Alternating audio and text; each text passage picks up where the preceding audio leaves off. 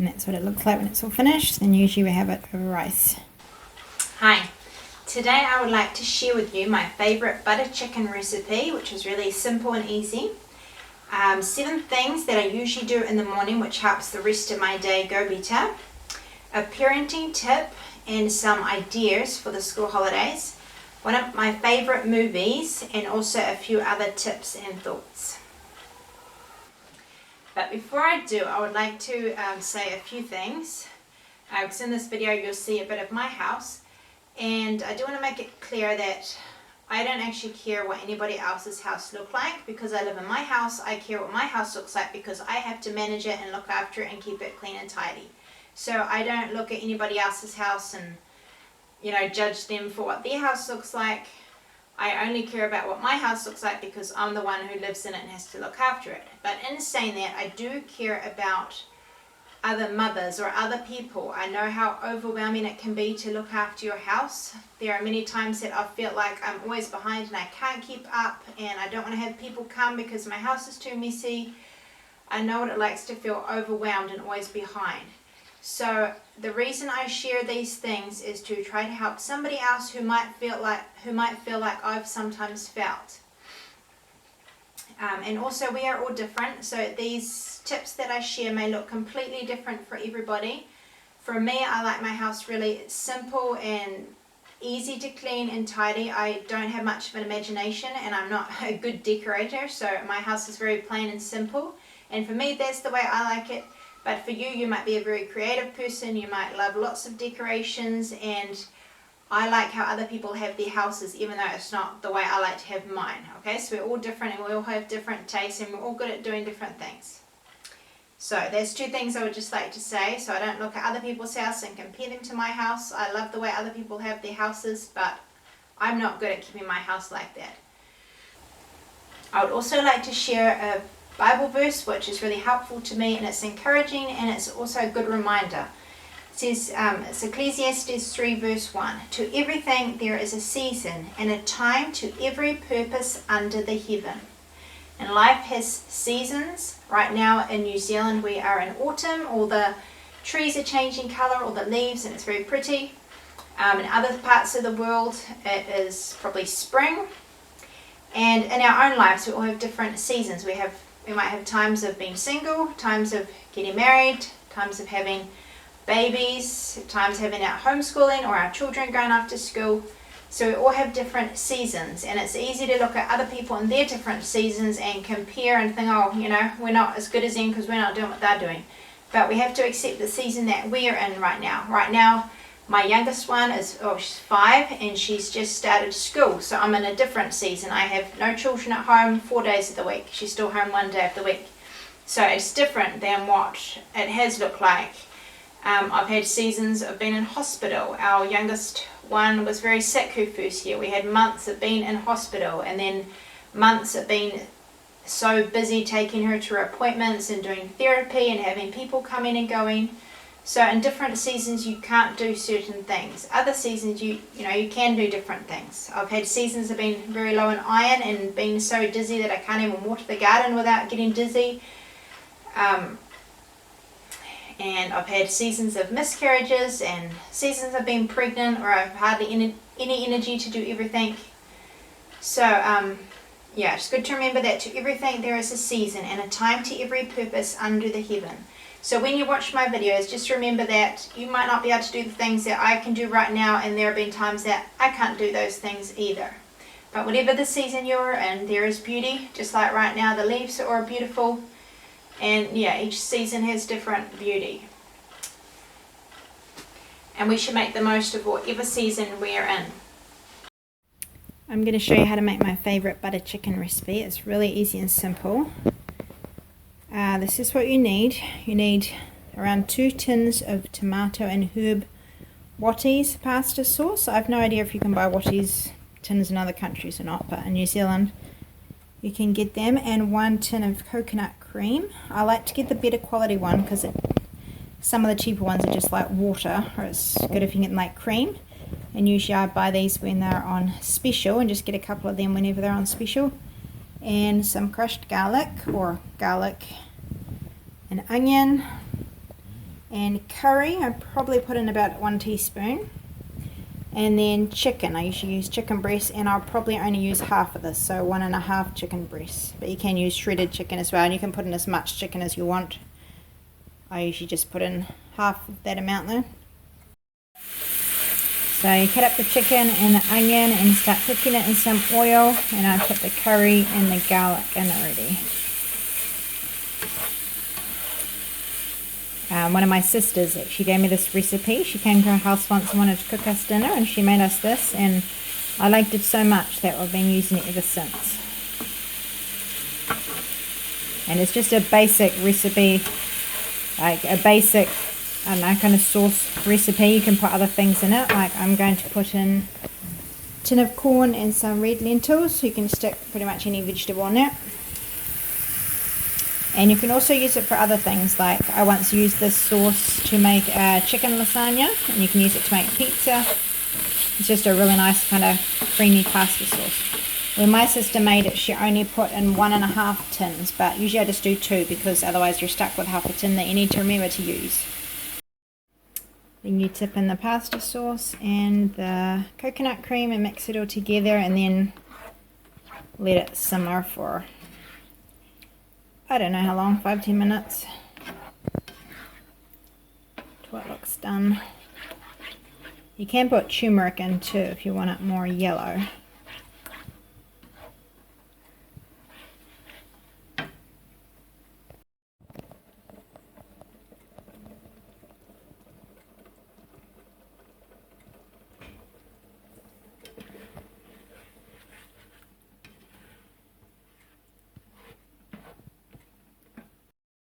And that's what it looks like when it's all finished. Then usually we have it over rice. I would like to share 7 things that I do most mornings. Some of them I don't do on Sunday, but most mornings I do these 7 things sometime in between 6 o'clock and 10 o'clock.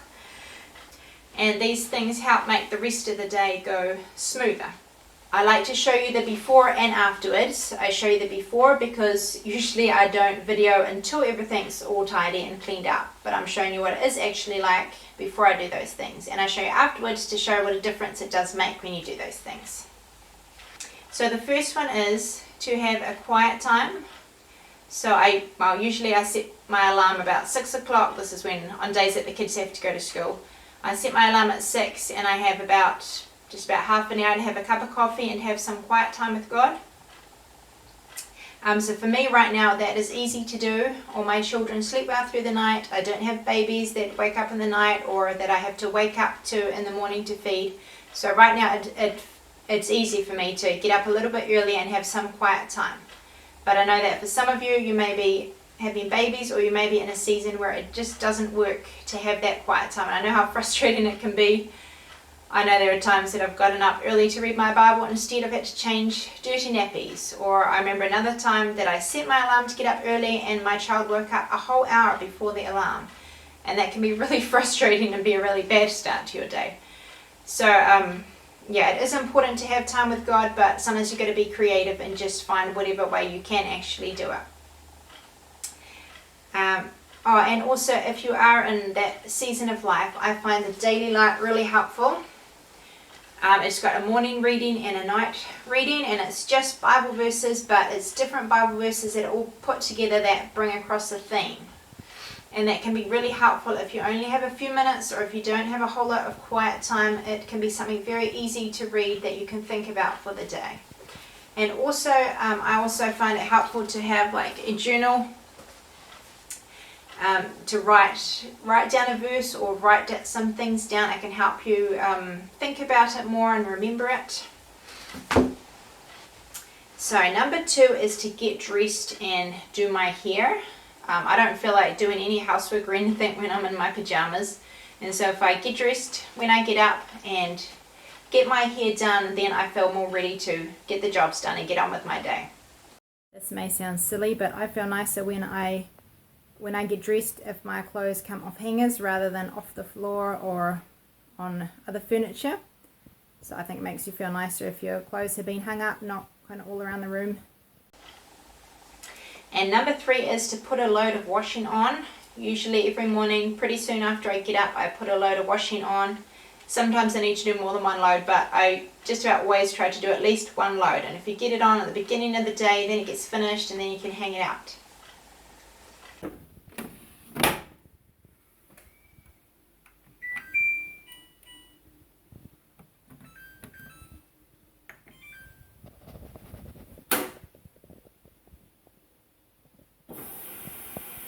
And number 4 is to make my bed and tidy my room. Making your bed can make a big difference. Now, I don't always do this if I'm sick or if I'm going through times not feeling very well, then I might be getting back into bed later, but most of the day I try to make my bed pretty early on in the day, and then it makes such a big difference for the rest of the day. And have a quick tidy of my room as well.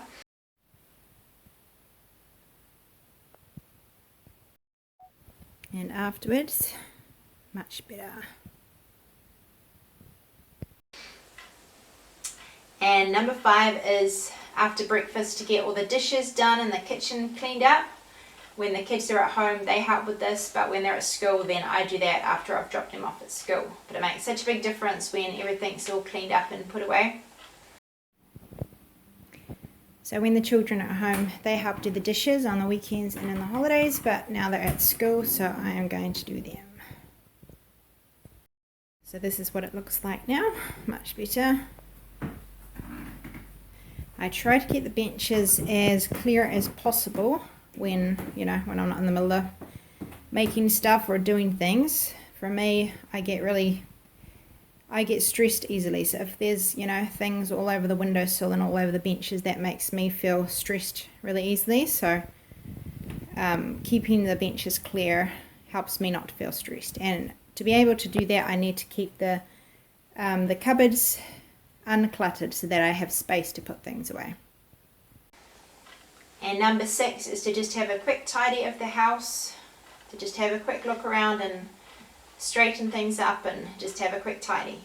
So this is the main area that needs tidying. These are the clothes from church yesterday that I need to hang up, and some bits and pieces there that need putting away.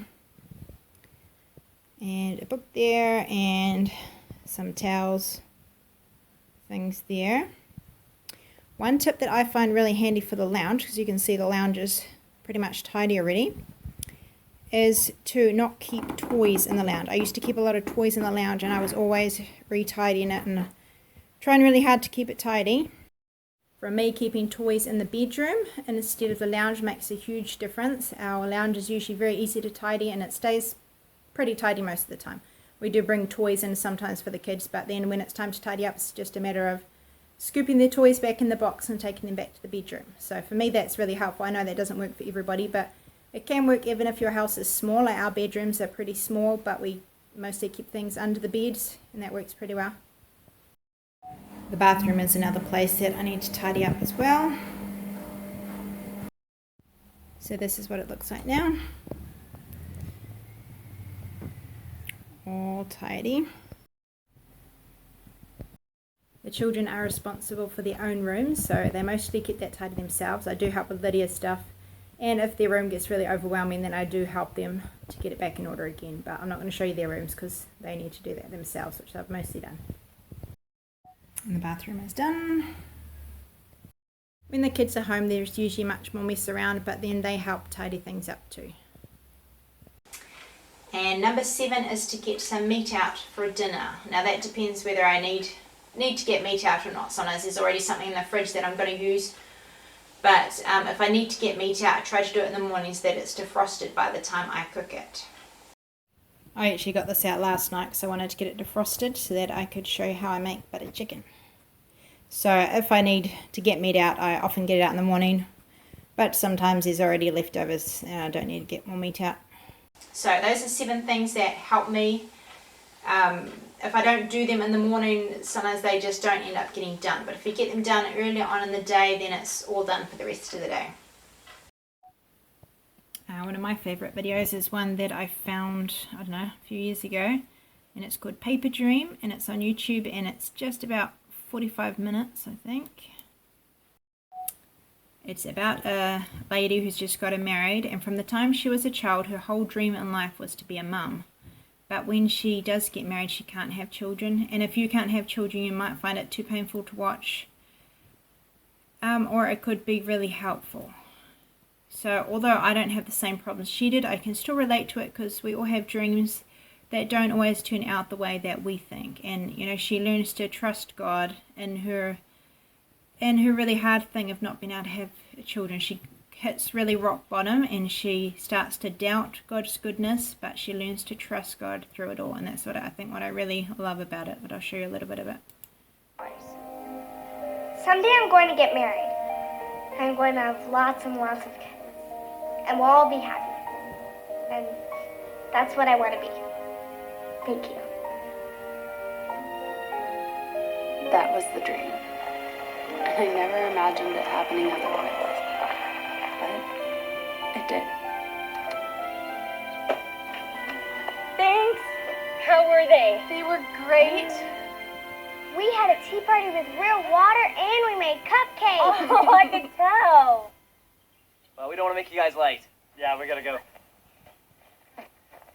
Just relax. It will happen. Have faith. Oh, are we still on for Friday? Friday. Yes. Steve's taking me to Galvin's. Oh, he's the best ever. Did I not ask you? It's okay. We don't have any plans. Great. We need to go now. Great. Thank you so much. I love you guys. Bye. Bye, Christy. Bye.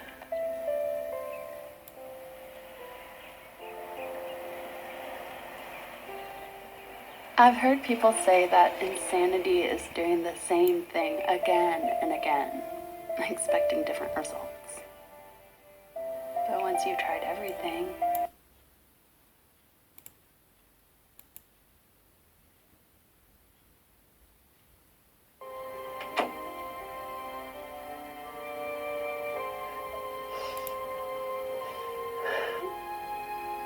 Why would God let this happen? What did I do wrong?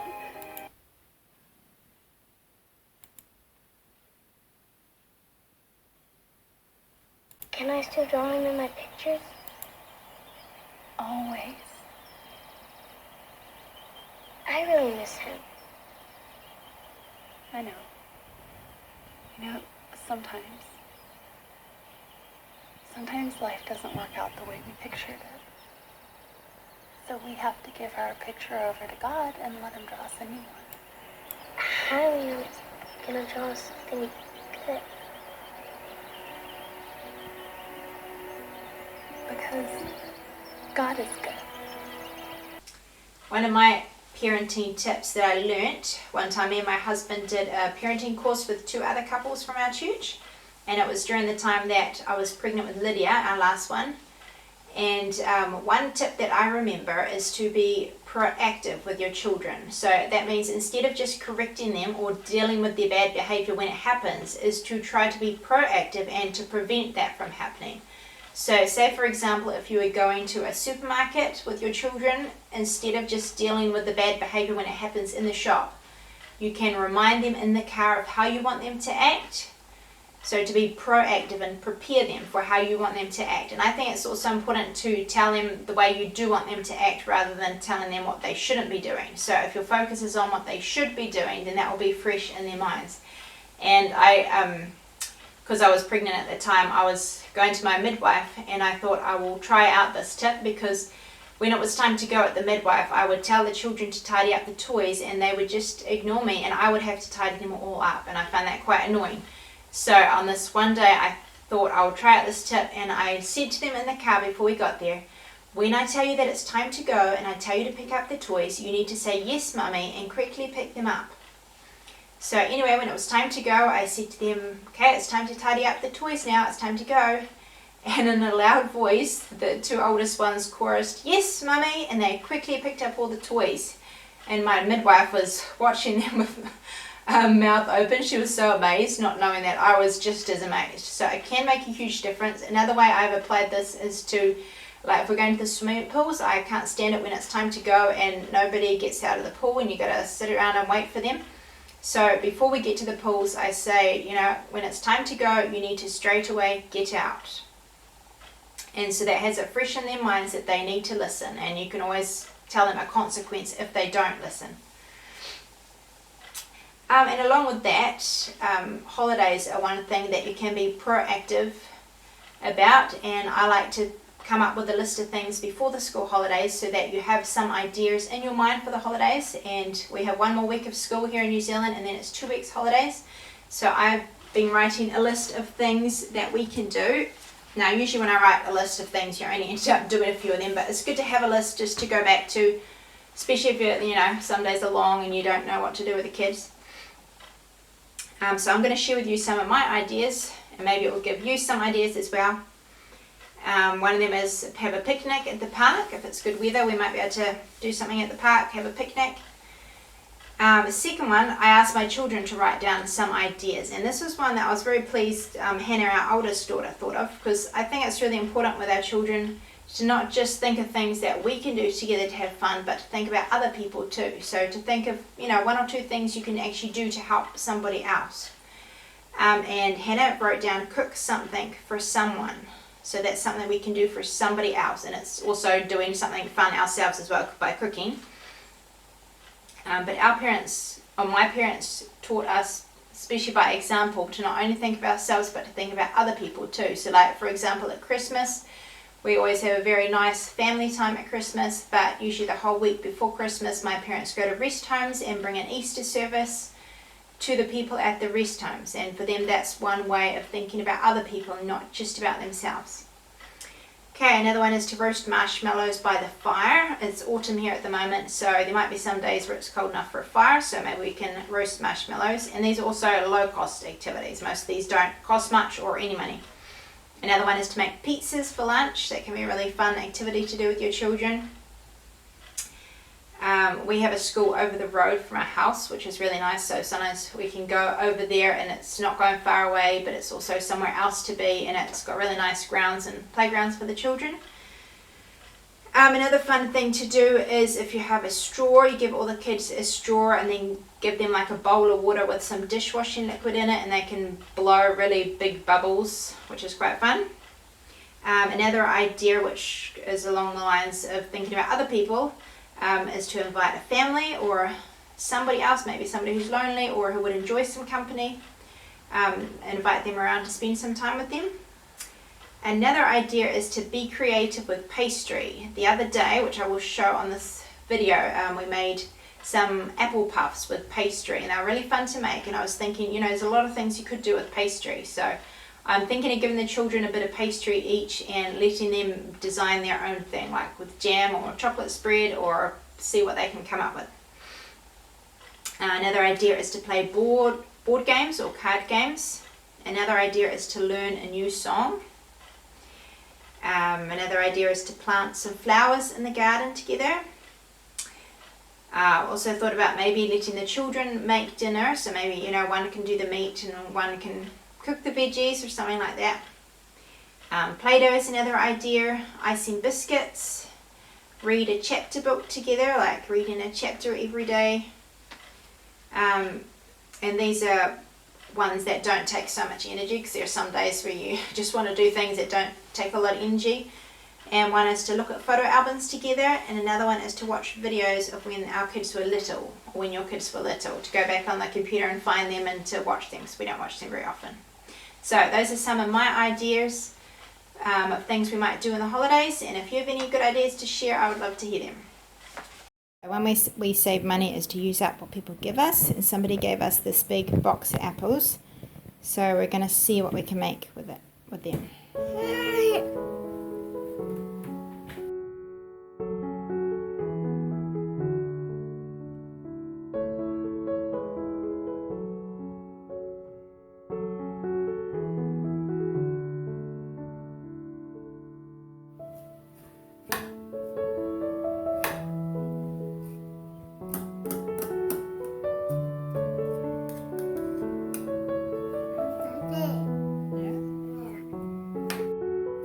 Okay, stir it in